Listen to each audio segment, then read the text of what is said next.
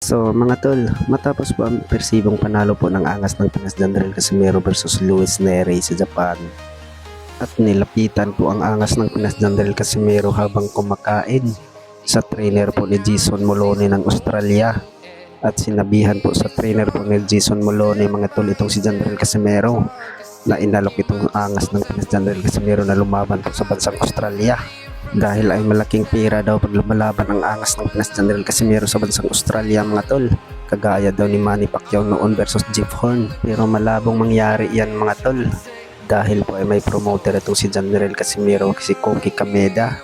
Narinig po natin mga tol na may kontrata namang panibago itong si Jandrel Casimero kay Koki Kameda.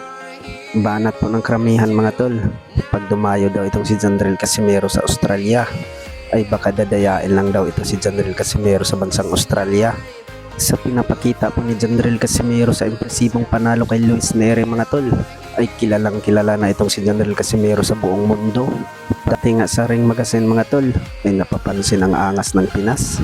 Sa kabilang banda naman mga tol, Naoya Inoue, hinintay itong si Bam Rodriguez kung sino po ang mananalo nila bukas versus Antonio Vargas dahil po ay lalabanan po ni Naoya Inoue itong si Antonio Vargas mga tol. Aakyat ito ng super bantamweight division itong si Bam Rodriguez. Malaking tiwala po ang trainer po ni Bam Rodriguez itong si Robert Garcia mga tol na kaya nilang patulugin itong si Naoya Inoue at aakyat ng division itong si Bam Rodriguez. Pero marami namang hindi sumang-ayon po sa sinasabi ni Robert Garcia mga tol. Knockout daw ang sasapitin daw ni Bam Rodriguez kay Naoya Inoue dahil malakas daw itong si Naoya Inoue. Ano kaya sa tingin niyo mga tol? Kaya kayang patulogin ni Rodriguez itong si Naoya Inoue?